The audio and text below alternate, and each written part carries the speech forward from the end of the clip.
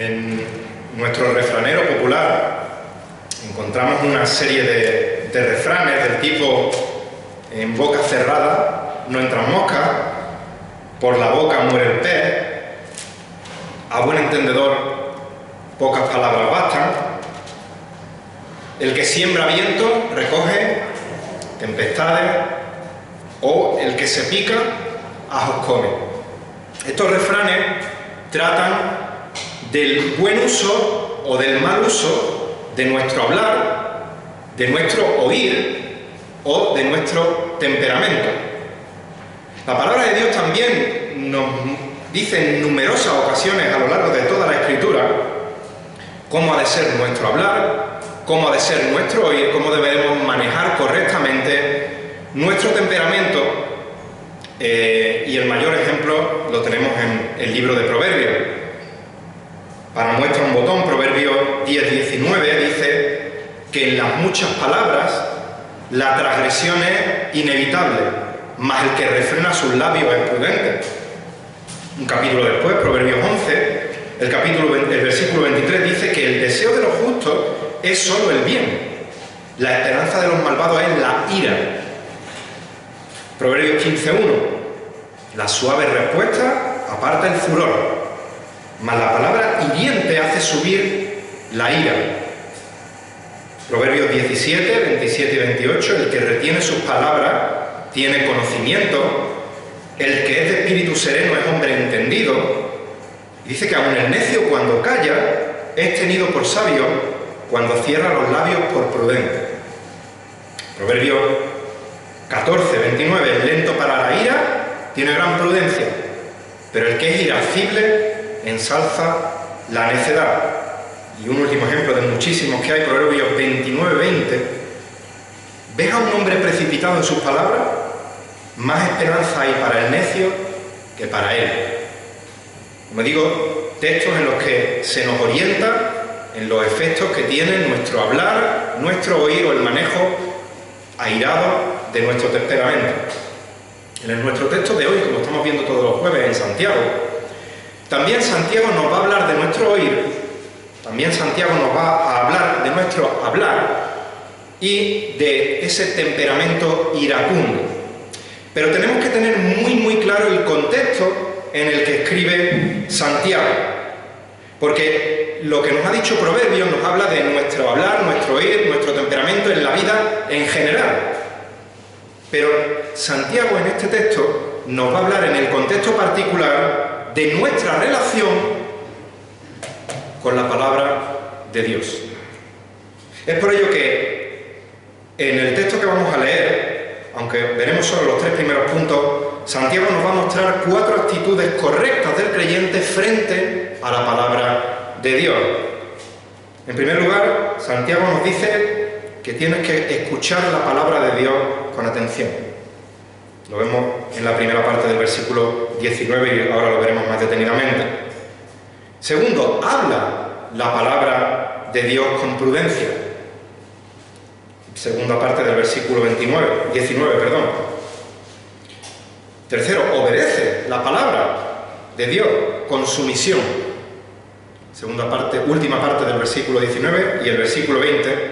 Y en otra ocasión, si Dios quiere, veremos la cuarta, recibe la palabra de Dios con humildad.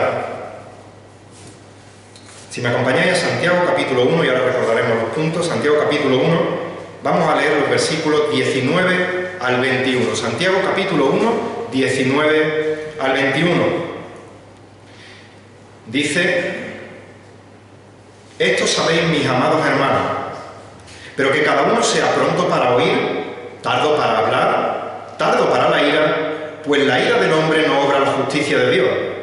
Por lo cual, desechando toda inmundicia y todo resto de malicia, recibid con humildad la palabra implantada, que es poderosa para salvar vuestras almas.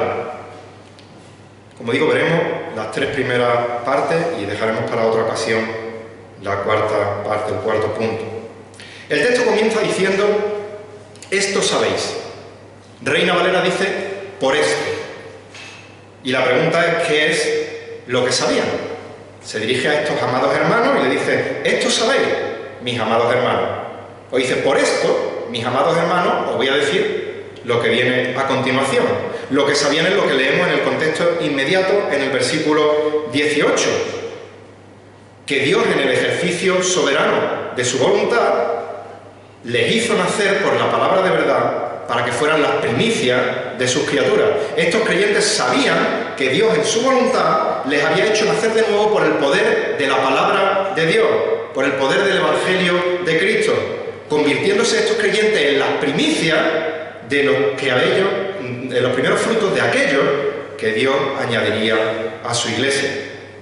Pero la salvación de la palabra, por la palabra no es el fin de la vida del creyente, sino que es el inicio de la vida del creyente. Así que una vez salvos estos amados hermanos, tenían que vivir acorde a la salvación que habían recibido. Tenían que vivir de acuerdo a esa nueva naturaleza que ahora tenían en Cristo. Es decir, tenían que vivir vidas santas, vidas piadosas, que glorificasen a su Padre Celestial. Y la única manera de poder vivir una vida como Dios quiere que la vivamos es con la guía de la palabra de Dios. Como lo dice el apóstol Pablo en 2 de Timoteo 3, 16, 17, lo tenemos ahí escrito también en la pared. La Escritura, la Biblia, la palabra inspirada por Dios, es la única que es útil, que es válida para enseñar, para reprender, para instruir, para corregir, a fin de que el hombre de Dios sea perfecto, sea maduro, equipado para toda buena obra. Como dice David en el Salmo 19, versículos 7 y 8, la ley del Señor es perfecta, que restaura el alma. El testimonio del Señor es seguro, que hace sabio al sencillo. Los preceptos del Señor son rectos, que alegran el corazón. El mandamiento del Señor es puro, que alumbra los ojos. Es decir, la Escritura, la palabra de Dios, la ley del Señor, la Biblia, es la única, perfecta guía del creyente para que podamos vivir una vida piadosa delante de Dios. Y es en este contexto de la palabra de Dios cuando Santiago nos enseña 4 actitudes correctas del creyente frente a la palabra de Dios. Y antes de entrar en estas actitudes, Santiago deja claro que esto no es solo para los pastores de la iglesia, que esto no es solo para los maestros, que esto no es solo para los jóvenes que tienen todavía capacidad de estudiar, que tienen más energía, que no es para los que llevan muchos años en el Evangelio nada más, sino que dice, pero que cada uno, es decir, que esto es para todos y cada uno de los creyentes. Así que si eres cristiano, lo que Santiago te va a decir a continuación no es para el que está sentado a tu lado, no es para el hermano o la hermana que le pueda venir a la cabeza y decir, pues a ese le vendría bien, sino que es para ti y es para mí. Y si no eres creyente, presta atención porque es una aplicación que también es para ti. Y Dios quiera que Dios te salve y pueda aplicarla en tu vida. 4 actitudes correctas del creyente frente a la palabra de Dios. En primer lugar, escucha la palabra de Dios con atención, pero que cada uno sea pronto para oír. Esa ha de ser la actitud que tenemos que tener los creyentes al acercarnos a la palabra de Dios, bien cuando nos es predicada o cuando la leemos, la estudiamos individualmente. Poner la máxima atención, poner todos nuestros sentidos con el objetivo de no perder ni un ápice del mensaje de la palabra. Por favor, quiero que levantéis la mano los que tengáis en vuestra casa o aquí ahora mismo una copia física o varias de la Biblia. Y levantar la mano también los que además tenéis también una copia de la Biblia en algún dispositivo digital como móvil, ordenador, tablet. ¿Por qué digo esto? No es para hacer ejercicio y que no nos aburramos. Voy a decir una palabra que no sé si se ha dicho alguna vez, en alguna ocasión, desde este púlpito en las últimas ocasiones, tanto por mí, por Samuel o por Juan Pablo.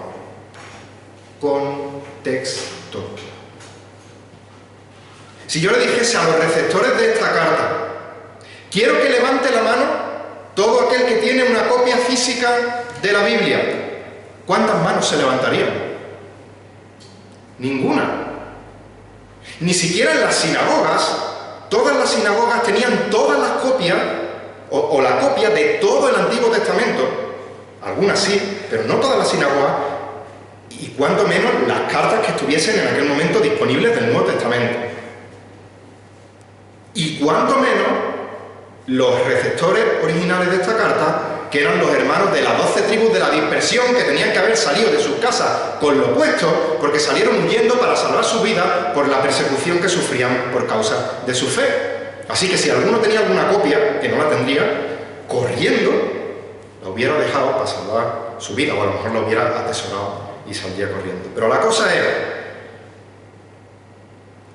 la inmensa mayoría de los receptores de la carta, la única ocasión que tenían de estar en contacto con la palabra de Dios era cuando en la sinagoga se abría el rollo y se exponía públicamente.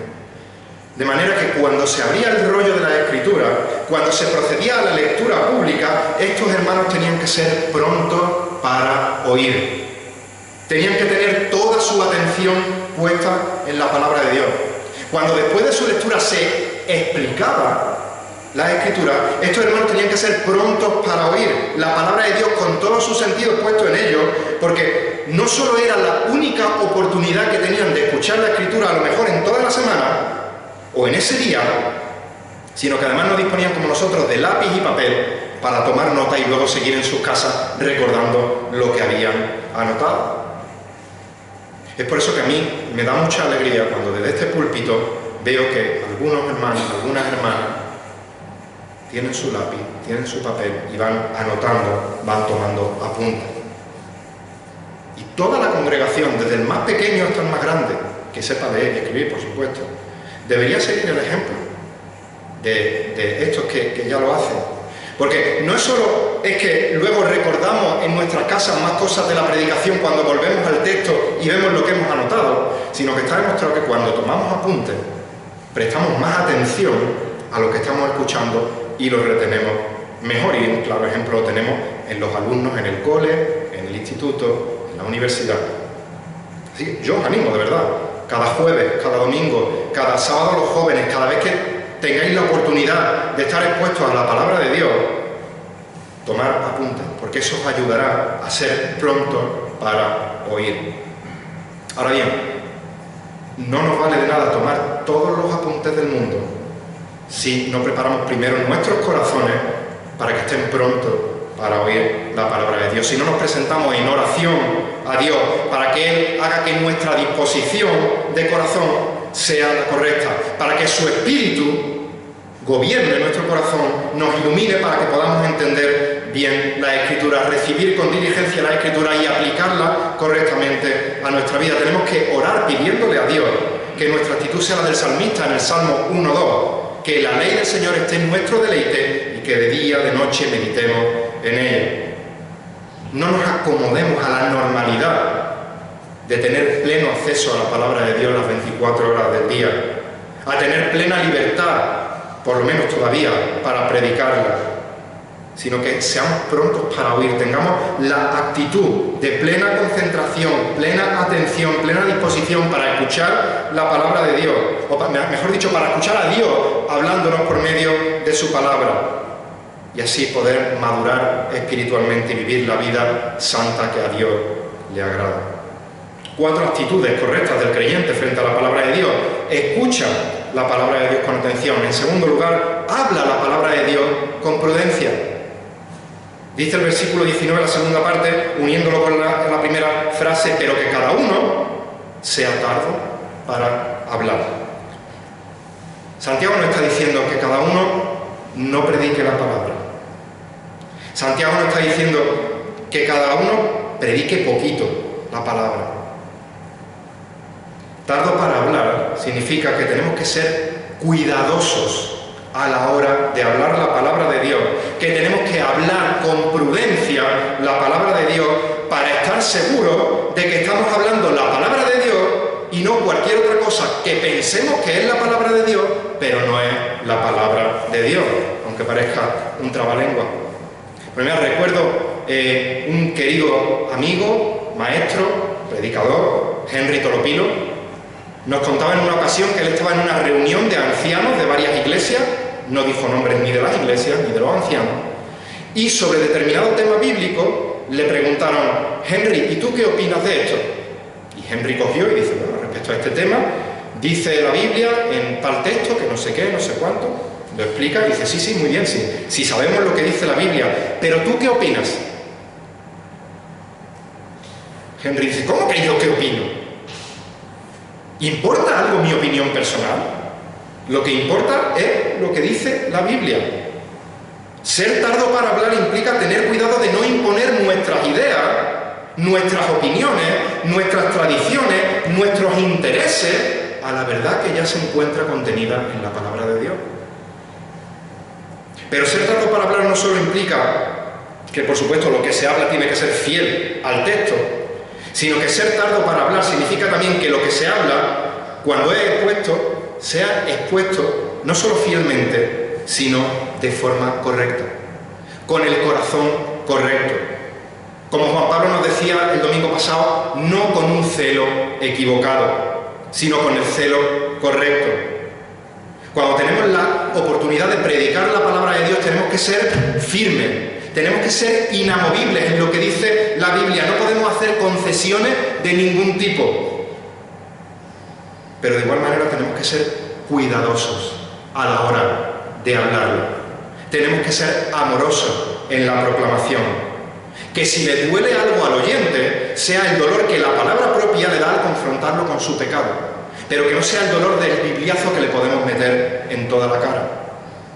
Tenemos que ser tardos para hablar, no podemos ser maleducados, no podemos ser descorteses, no podemos ser hirientes, no podemos ser arrogantes a la hora de predicar la palabra de Dios.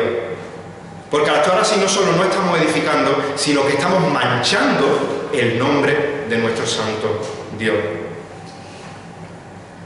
Otra implicación de qué significa ser tardos para hablar. Si conoces a quien está predicando y sabes que es un fiel expositor de la palabra de Dios, no relajes tus oídos. Tienes que seguir siendo pronto para oír. Y no seas rápido en hablar, no seas rápido en decir amén a lo que ese hermano dice, sin meditar primero lo que está diciendo, porque somos humanos y nos podemos equivocar, podemos cometer errores, aun cuando proclamamos trazar con diligencia la palabra de Dios. Y recuerdo estar en otra iglesia escuchando a nuestro querido Tan Molina, y había una hermana en esa iglesia que casi al final de todas las frases que decía se escuchaba a fondo ¡amén! Y hubo un momento en el que Tan terminaba una frase de forma irónica, dando una enseñanza, y decía algo así como: bueno, pues entonces dejemos que el pecado reine en nuestra vida. Y se escucha de fondo ¡amén! Claro, Tan tuvo que parar y decir: no, hermana, no digas amén, no puedes estar de acuerdo a que el pecado reine en tu vida. En este caso, esta hermana era pronta para hablar y tarda para oír. Justo lo contrario de lo que nos está enseñando Santiago. Y un ejemplo muy claro de hermanos que fueron prontos para oír y tardos para hablar lo tenemos en Hechos capítulo 17, aquellos de Berea, que se nos dice que eran más nobles que los de Tesalónica, no porque fuesen más listos, no porque fuesen económicamente más pudientes, sino que eran más nobles de los de Tesalónica, porque cuando Pablo y Silas predicaron a los de Tesalónica no escucharon a Pablo y a Silas. En cambio, ¿qué hicieron estos hermanos? Hechos 17, versículos 10 y 11, que recibieron con toda solicitud la palabra que les estaba dando Pablo y Silas, escudriñando diariamente las Escrituras para ver si eran así. No les bastaba que la palabra predicada tenía el sello de calidad Pablo y Silas, sino que todo lo que escuchaban de ellos lo cotejaban con las Escrituras para... vale, lo que están diciendo es bíblico. Amén. Ahora sí. 4 actitudes del creyente frente a la palabra de Dios.